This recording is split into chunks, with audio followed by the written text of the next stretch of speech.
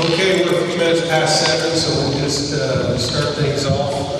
We're here today just for an open meeting. Well, this was after our monthly board meeting, but we just wanted a meeting of the public to just allow everyone to know that we're in our 5th year of our income tax renewal, and we've got a list of things that our treasurer will give us some information on. We just wanted the public to hear it, and then maybe later, if there's any questions, Superintendent, our treasurer can answer. For us board members, if we know the answer for you, we'd be happy to open the floor up. So this is Lori Davis, our district secretary treasurer. Okay, welcome everybody. I'd like you to come out and hear what we're doing with the renewal monies that we're collecting right at this point.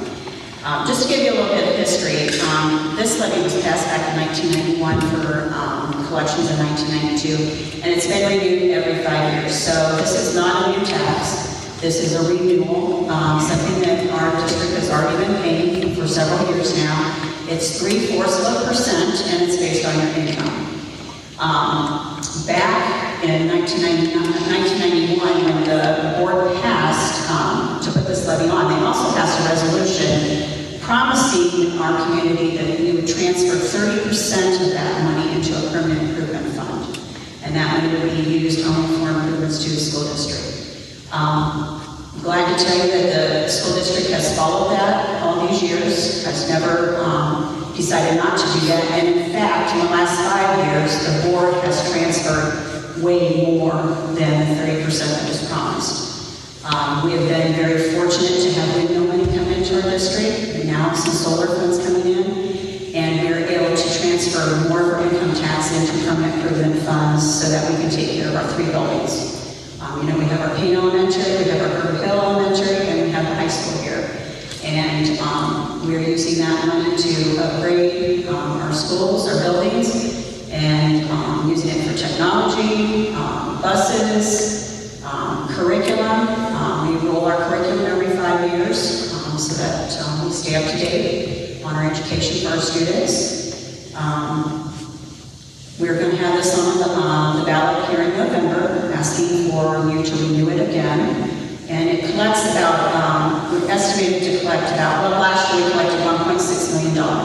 That was 0.75%. I'm glad to tell you last year, the last fiscal year, the board transferred the full amount of our income tax collections into the permanent improvement fund. So there was no money from the income tax used for operations last year.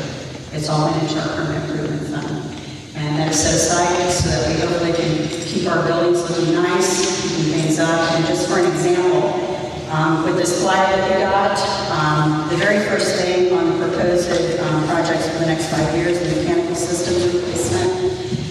Once we get final quotes in on that, that is just shy of $2 million for our whole district. So it's kind of puts in perspective how much money it takes just for certain things to be upgraded in our system or in our district. Those systems have not been updated since we did the building project back in 2000. So that's just kind of an overview of when it came into play, the income tax, and that's been renewed every 5 years. If anybody's got any questions, we're here to answer anything that anybody has any questions on, or if you want to know any more information on anything in our district as far as funding is concerned. I have a question. The 1.6 million last year, is that higher or lower than the year before? That was lower than the year before. Actually, this year, when we actually filed our paperwork to put the levy on in November, they estimated we're going to collect 1.7 from this 0.75%. But we got our first collection for this year, and we are not going to collect that for this year.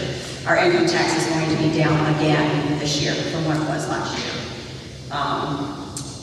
I don't know the reason for that, but I know things are getting tough out there for people, and the incomes are changing. So, thank you. I appreciate, the upkeep of all the buildings. And you're talking about all this money that comes in. why do we still need more money? You know, you said windmill, you listed the solar. You know, what will we do without it then? If we didn't, if the levy doesn't pass the renewal levy, it will take away from our budget to be able to make improvements to our district. And unfortunately, our Payne building is over 100 years old, and it takes a lot of money to keep it up. And we want to make sure that we have those funds to continue to do that. The windmill money, I do have a graph on our website. It shows how much money we collected. Clear back from when we started fiscal year 13 to current fiscal year 25, how much money we've collected over the years and what we're doing with that. And that is used more in our operations, and that has been a blessing for our intervention programs here at the school. We probably spend about $2.4 million just on intervention special needs funds in this school district. And a lot of the new services that we were able to add to the district after we started to collect the windmill money has been very, very good for us. We would not be able to have the tutors, the tutoring programs we have, the aides that we have in the classrooms. We've added intervention teachers over the years to help those students who need the extra help. And that's what the bulk of the windmill money goes for.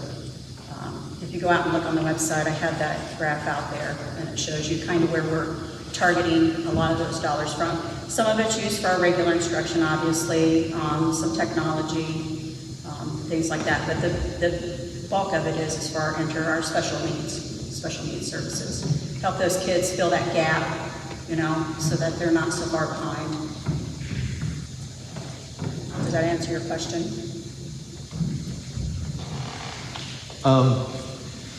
Roughly, how much does the district spend on salaries? On salaries, we're just shy of probably $7 million. Do you have a breakdown of what each campus costs to maintain, whether it's Payne, Grover Hill, or the high school? I don't know that right off the top of my head, but yes, I would be able to get you those numbers. I just wonder, because you had mentioned that Payne is over 100 years old. Does it actually cost more, or is it just 100 years old? It's to keep it up, it's going to cost us more. I do know we've done some forecasting on what needs to be done moving into the future. Mm-hmm. And Payne is going to cost us probably as much as what it's going to cost us to maintain the high school and the Grover Hill together. But I don't know those numbers right off the top of my head. Mm-hmm.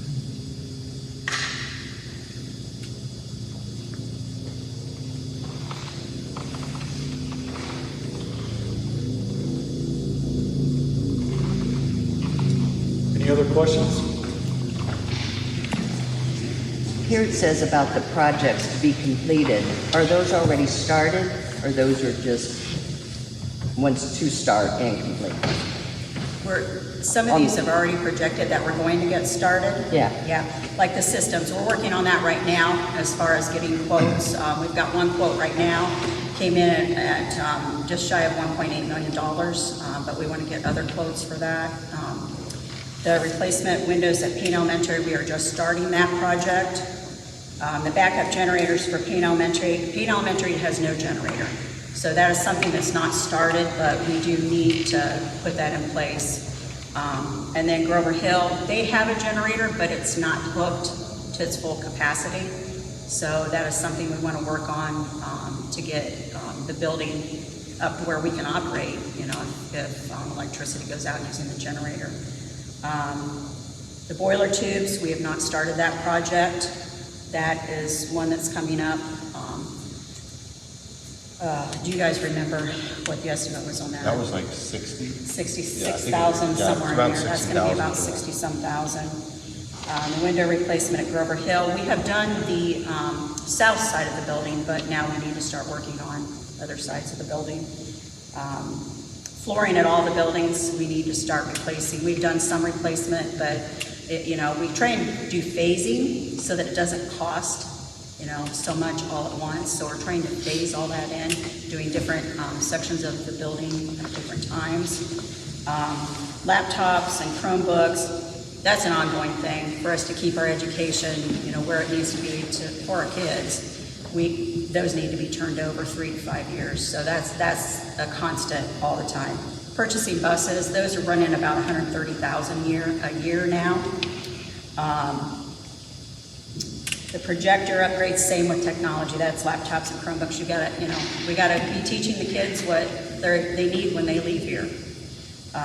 Security cameras, again, we have security cameras, but we need to keep that software updated.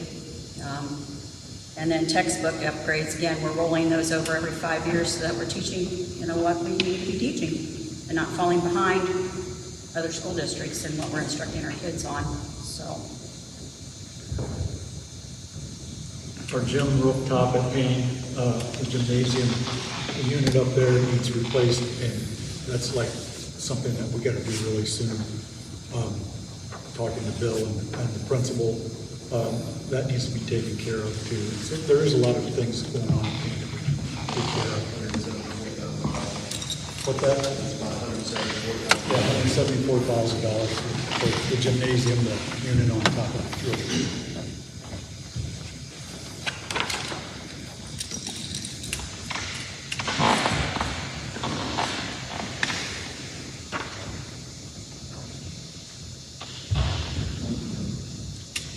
Any other questions?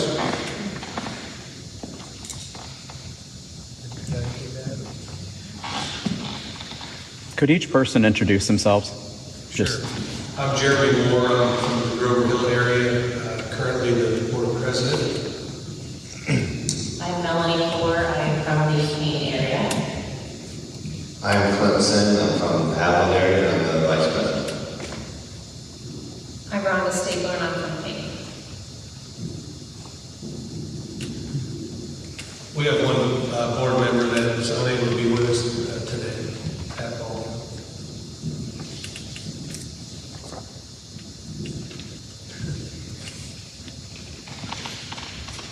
I know it's a small crowd, but thank you for coming out and getting the information.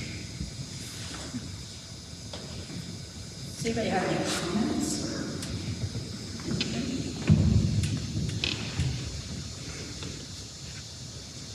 Which of the board is up for re-election this year? Well, Rhonda, myself, and Jeremy are Okay. for spots. Just curious.